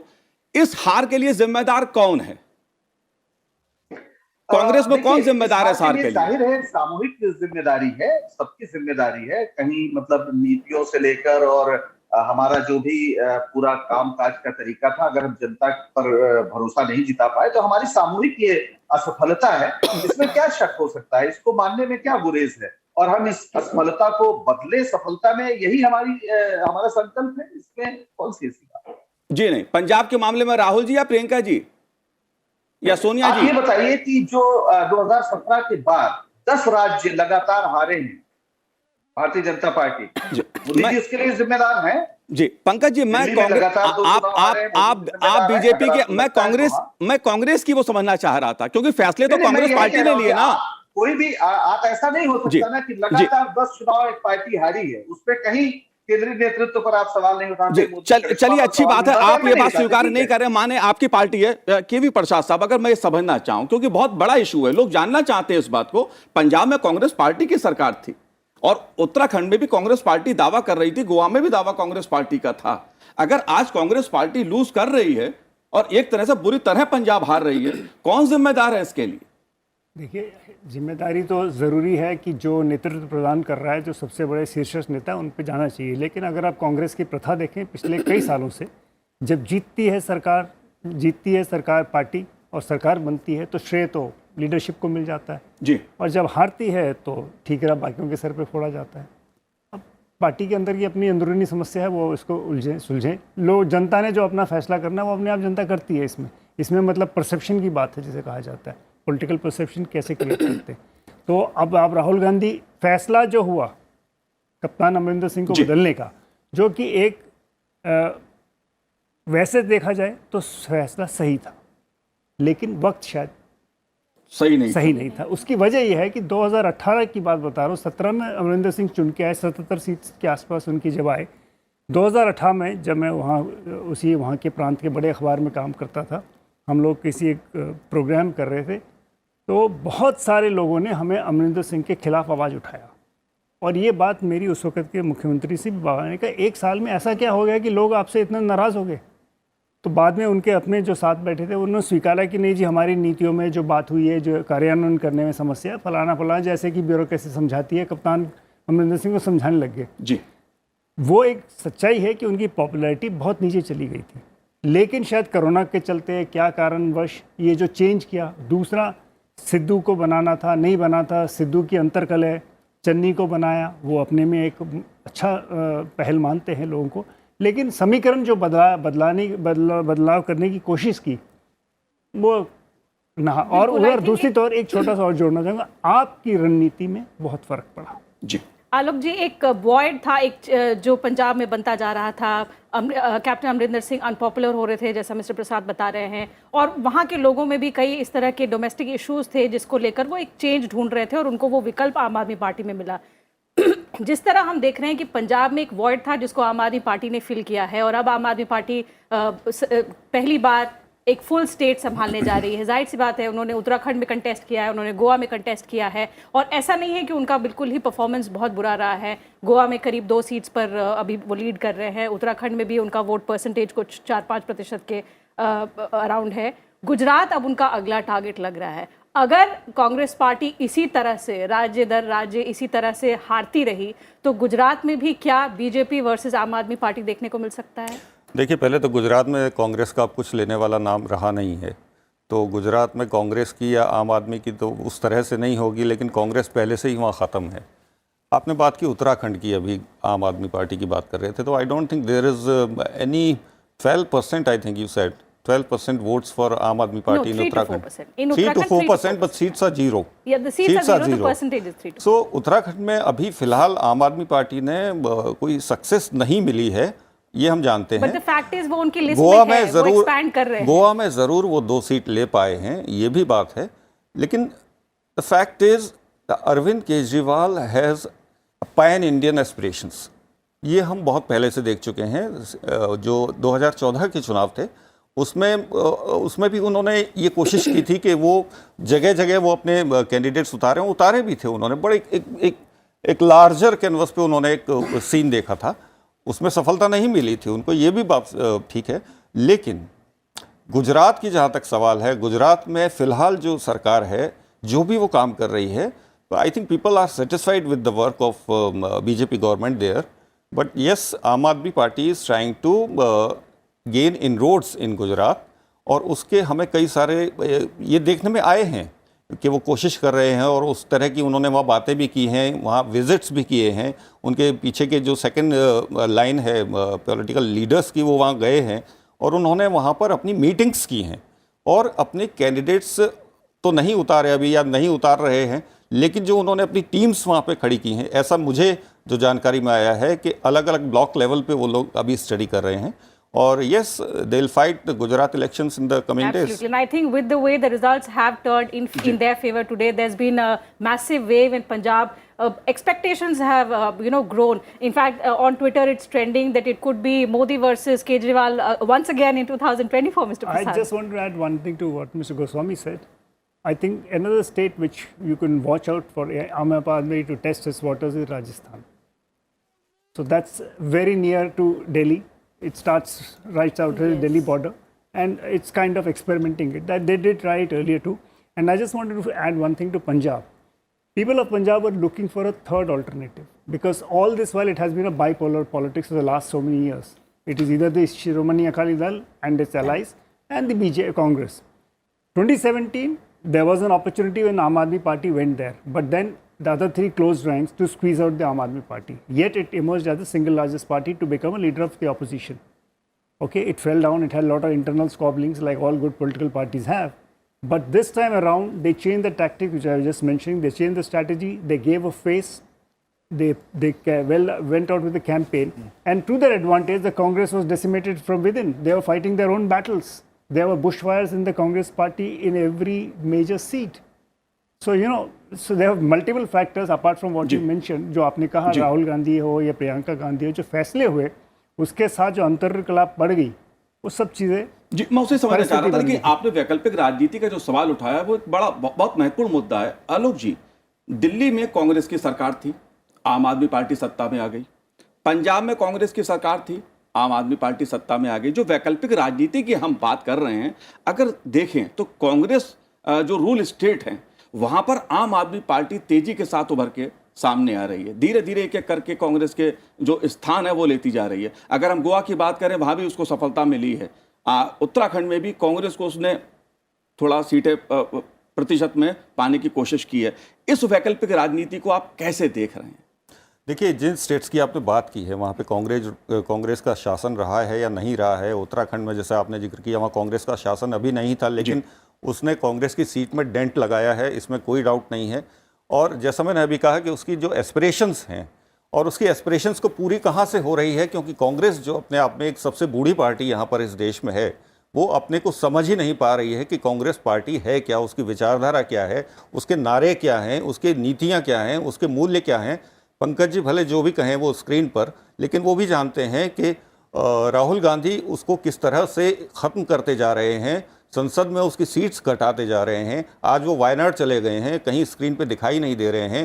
प्रियंका गांधी अगर यूपी चुनाव प्रचार करने जाती है तो पंकज जी को शर्म क्यों आती है ये मानने में कि हार प्रियंका गांधी की हुई है, प्रियंका वाड्रा की हुई है। तो जहाँ जहाँ कांग्रेस अपना जगह छोड़ती जा रही है, वहाँ वहाँ केजरीवाल बड़े स्ट्रेटेजिकली गेन करते जा रहे हैं, इसमें कोई डाउट नहीं है। ये बात आलोक जी मानता हूं कि पंकज जी ने बड़े अच्छे ढंग से उस हार को स्वीकार किया। वो बात भी कह रहे हैं चिंतन मंथन करने की। पंकज जी, आप जुड़े हुए हैं तो मैं आपसे कुछ चीज जानना चाहता हूं। जी पूछिए। पंकज जी, जो वैकल्पिक राजनीति की मैं बात कर रहा हूं उसे ईमानदारी से, क्योंकि एक आप वरिष्ठ नेता हैं, कांग्रेस के बहुत पुराने राजनीतिक कार्यकर्ता हैं, जो वैकल्पिक राजनीति की बात देश में हो रही है वो कहीं ना कहीं आम आदमी पार्टी उस गैप को भरती हुई नजर आ रही है। दिल्ली में थी आपकी सरकार, फिर आम आदमी पार्टी की सरकार बन गई। वही पंजाब में कांग्रेस पार्टी सत्ता में थी, आम आदमी पार्टी आ गई। आप इसको किस ढंग से देख रहे हैं? पहली बात तो मैं आपसे एक थोड़ी सी असहमति ये जाहिर करूंगा शब्दों के चयन को लेकर कि विकल्प होना राजनीति में और वैकल्पिक राजनीति होना, ये तो बिल्कुल अलग अलग बातें हैं। आप सरकार बना सकते हैं लेकिन विकल्प नहीं हो सकते। क्या वैचारिक रूप से आम आदमी पार्टी बीजेपी का विकल्प है? क्या नीतियों के सवाल पे आम आदमी पार्टी विकल्प है? आप याद करिए, जैसे ही वहां पे कृषि कानून जो आए उसका एक हिस्सा उन्होंने तुरंत लागू कर दिया। विकल्प है कहाँ ये? मैं आपसे यही जानना चाह रहा हूँ। आम आदमी पार्टी एक सरकार के रूप में हो सकता है कि विकल्प कहीं बन जाए, लेकिन वो भारतीय जनता पार्टी का विकल्प नहीं है, बल्कि उसका एक्सटेंशन है। नीतियों को लेकर या किसी भी चीज को लेकर, उसके पूरे नारों को लेकर, उसके पूरे सोच समझ को लेकर वैकल्पिक राजनीति का सवाल तो उसी दिन खत्म हो गया था जिस दिन योगेंद्र यादव और प्रशांत भूषण जैसे लोगों को इन्होंने, माफ करिएगा ये शब्द कहते हुए, लेकिन खुद उन्होंने कहा था कि लात मारकर बाहर निकाल दो। तो वैकल्पिक राजनीति नहीं, एक चुनाव है, चुनाव में स्वागत है सबका। वो एक लोकतंत्र में हर पार्टी को ये अधिकार है कि वो चुनाव लड़े और सफल असफल हो, लेकिन वैकल्पिक राजनीति एक बड़ा प्रश्न है, वो है नीतियों का। और कांग्रेस पार्टी लगातार भारतीय जनता पार्टी की जो नीतियां हैं, खासतौर पर जो आर्थिक नीतियां इस समय है, जिस तरह से वो देश की तमाम सरकारी उसको बेचते जा रहे हैं, या तमाम जो नौ उदारवादी इस नीतियों की वजह से देश जहां पहुंच रहा है, उस पर अगर वैकल्पिक प्रश्न कोई उठा रहा है तो वो कांग्रेस पार्टी है। जैसे कि लाए थे जब भूमि अधिग्रहण कानून, तो कांग्रेस पार्टी ने संघर्ष करके उसे वापस कराया था। वैसे ही जब ये कृषि कानून लाए तो कांग्रेस पार्टी लगातार पहले दिन से संघर्ष करके उसको वापस कराने में सफल हुई। तो वैकल्पिक राजनीति और विकल्प की राजनीति, ये दो बातें हैं। मेरा आपसे अनुरोध है कि कम से कम आम आदमी पार्टी को वैकल्पिक राजनीति का बात करना। ठीक है। देखिए, नीतियों की बात श्रीवास्तव जी ने की, and mister Prasad, I would like to get your comments, because of course the concern here is The people of Punjab were looking for change. Aam Aadmi Party provided that change. Now, whether the idea of Delhi model of governance resonated well among them, or was it the domestic issues of drug menace, unemployment, and of course, now the concerning part is the politics of freebies. If it is about the Delhi model of governance and the promise of freebies, how sustainable is it in the longer run? Especially if the Aam Aadmi Party is trying to, have become a national party, expand to other states as well. Well, if you look at the culture of freebies, as I would call it, it's nothing new. In this country, if you know, it has been practiced down the years in state after state. It was once upon a time said to be more practiced in Tamil Nadu or in Andhra or so on and so forth. Free power to farmers, free power here, free these things. So a lot of things are done in the name. Some good social welfare measures. If you really jog back our memory, it started with the midday meal scheme, which was, and it's such a wonderful scheme that eventually it had a social impact, because people who were otherwise not benefiting, children of the poor and marginalized, who were unable to get a good quality food and education. So they were forced to come to school, or they were attracted to come to school, if I may say so, and got food, nutritious food, and also study. So there was a attitudinal change that was built into the society. Similarly, if you remember a few years ago in Bihar, cycles were given, or since you come from the state, you would appreciate it, which allowed girl child to go to school. Now, you can argue that this is not good. Who is going to pay for it? Obviously, taxpayers will pay for it. But as a welfare state, how do you dovetail welfare politics into politics which actually turns these freebies as a habit? But can we differentiate it, Mr. Alok, if I could ask you? The schemes that Mr. Prasad pointed out were about the marginalized sections, a particular group which was deprived and which needed some sort of hand-holding. But the politics of freebies which are now being promised to people is to a section which can easily afford. So, for example, power bills in Delhi. So, it covers a large population, including those who can well afford to have a lavish lifestyle. But when it comes to paying the power bills, they will not. So, something like this, if it has been promised in the state of Punjab, something like 1,000 rupees to every woman above the age of 18. So, how sustainable in the longer run is it going to be? The party, and we have to, there's a caveat, because the party wants to expand to states like Uttarakhand, to Gujarat, then also Rajasthan we're talking about. So, a pan-India presence and this culture of freebies, how much of an impact is it going to have on the exchequer? Kejriwal has seen that freebies play a large and very important role in catching people's attention.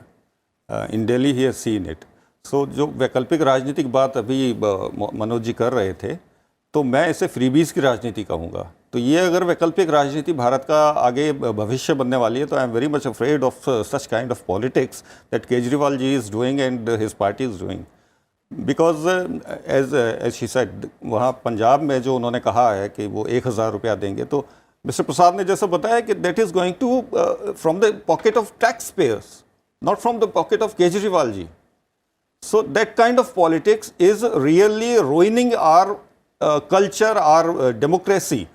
So I am not very much hopeful about this Vaikalpik Rajniti. So, Bilkul, and if you compare it to the BJP's policies, every single scheme that the BJP has announced since coming to power in 2014, there has to be some contribution from the person, from the group itself, in order to make it first into a public participation scheme, sort of a scheme, so that you have some connect and you don't misuse it in the longer run. Basically, the model is, you become a stakeholder. Yes. The person who's actually benefited of it becomes a stakeholder.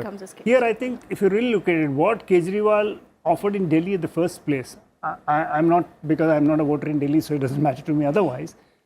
He tried to tell you that the power structure, the tariff structure in Delhi was so skewed and so tweaked that the consumers were paying more when they could afford to pay less for the same amount of power consumed, without any loss to the exchequer or without any loss to the tax revenues that the state wants. How successful has been? Is it a jugglery of figures? Well, we have umpteen institutions in this country who can go through it. We have the Comptroller and Auditor General, which takes care of the larger issue of public funds and how they're used to it. So I don't really have any idea to say. But yes, as Goswamiji was saying, this culture of freebies, how are you going to sustain it? Who is going to pay for it? As I said, obviously it is the taxpayers who will continue to pay. But mind you, party after party has followed it. I remember in Punjab when 97 Akali Dal won, they got 84 seats. Today, he has got 92 seats. Okay, in 84 seats, what did Mr. Badal's party promise? Free power. Has any party been able to discontinue it? No. The BJP was in power with Akali Dal for 10 years in the last, they could not probably. In 2004, when Congress party came to power, in Andhra Pradesh, Rajshekar Reddy offered the same power. And that time the Congress party said at the national level, no, we can sustain it. So having criticized Punjab, they accepted it. So these are very difficult questions. Political parties and whether we have a national consensus or not. In South Tamil Nadu, grinders, mixies, this, that, all have been given for generations. Now it has come to laptops. Somebody is giving free mobile phones. Absolutely. Where is so it it has been there in several states, and of course we are finding takers also currently in Punjab. Let's go across to Mr. Dhirendra Pratap Singh. He is Vice President Congress Uttarakhand. He is joining us virtually. Mr. Singh, welcome to Sunset TV. Thank you for giving us your time. Not a good day for the Congress party, I would say, but one state that the party could have won was earlier anticipated was Uttarakhand. What is your assessment? What went wrong in the hill state? Now, in fact, in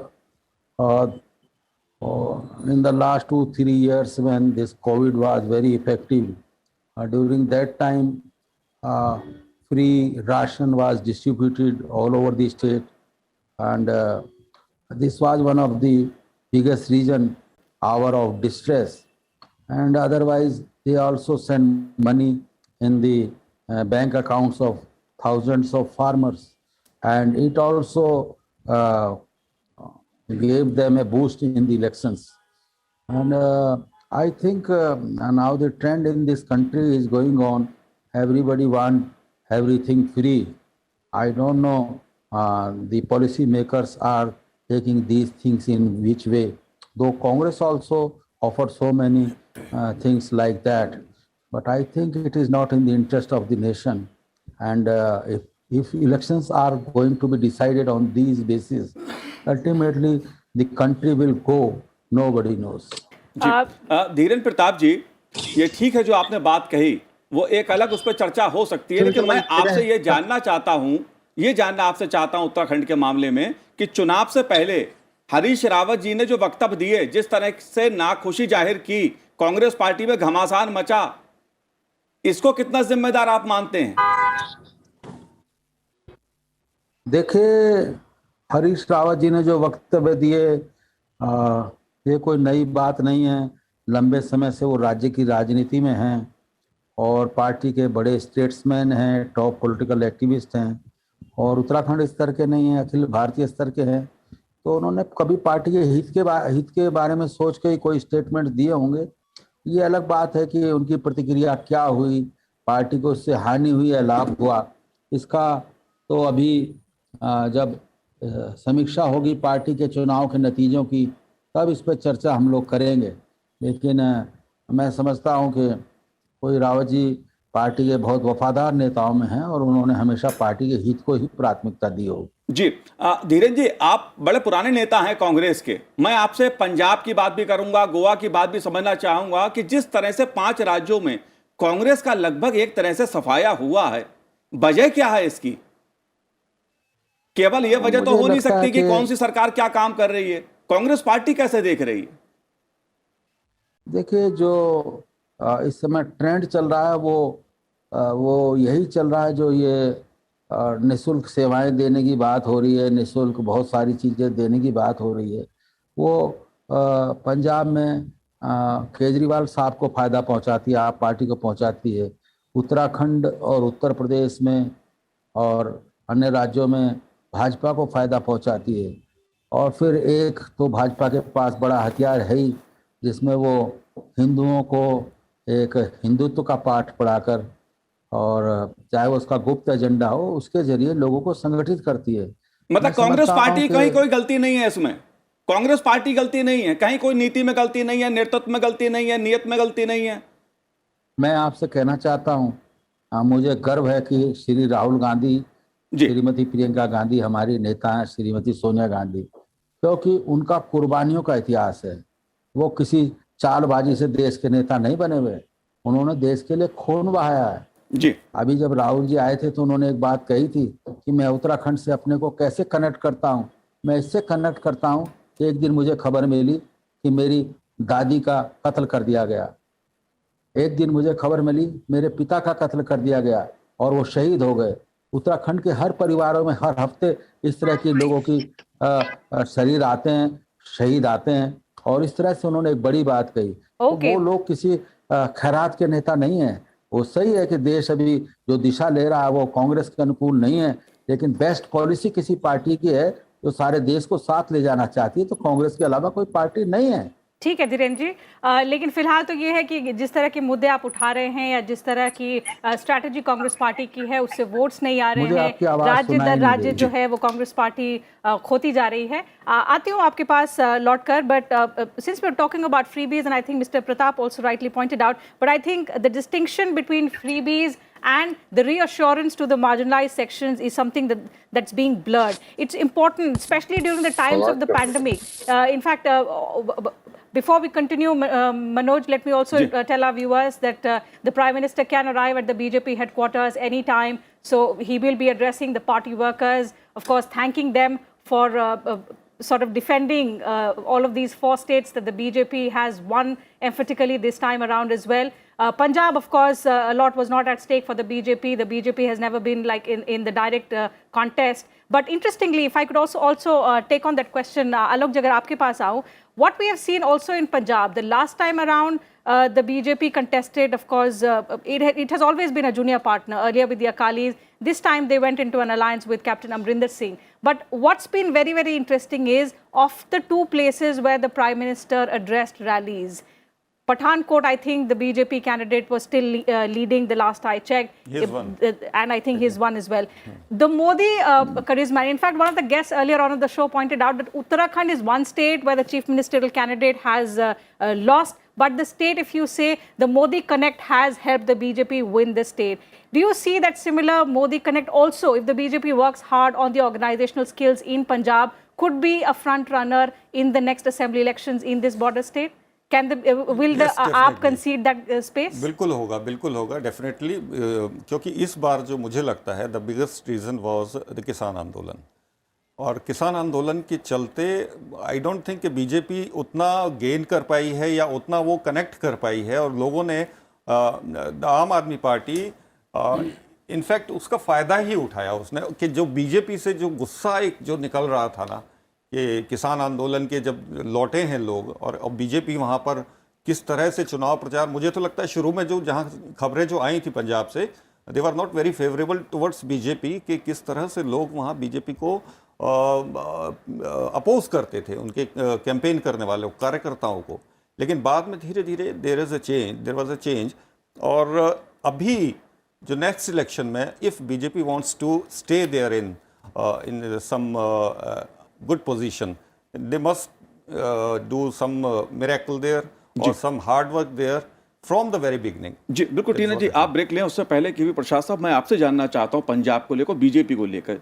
लगातार BJP श्रोमणी अकाली दल के साथ वहां चलती रही, लड़ती रही, चुनाव जीतती भी रही, हारती भी रही। इस बार उसने अपना विस्तार करने की कोशिश की और पहली बार 65 के करीब सीटें उसने चुनाव लड़ा। आपको संभावनाएं कैसे दिखती हैं भविष्य की दृष्टि से? बीजेपी के लिए पंजाब कितना मुश्किल है, कितना जटिल है? मेरे ख्याल से मुश्किल है, इतना आसान नहीं है जितना आज के आंकड़े शायद दिखाएं। ठीक है, ये बात सही है कि किसानों को रोष को लेकर, उसका गुस्सा लेकर कुछ ना कुछ अंदेशा लोगों को है, लेकिन पंजाब में ट्रेडिशनली भारतीय जनता पार्टी उस तरह से अपना पैंट कभी नहीं बना पाई, और ये ट्रेडिशनली वहाँ का जो भी उनका नुमाइंदगी रही वो मिलजुल के चलाते रहे, और ये चलता रहा अटल जी के टाइम से 1996 में जब उन्होंने अटल जी की सरकार को समर्थन दिया। Absolutely. So I think Punjab at the moment looks very difficult for the BJP, Manoj. But at the moment the party is reveling in the success that it has achieved in the 4 states, that of Uttar Pradesh, Uttarakhand, Manipur, and Goa also, just short of simple majority. But of course, with the support of independents, it will be a BJP government in the coastal state as well. So we'll slip into a very short break here. We will continue with our discussion with new panelists who will be joining us on the program on the very latest that we get from these 5 states. So do stay tuned. We'll be back after this very short break.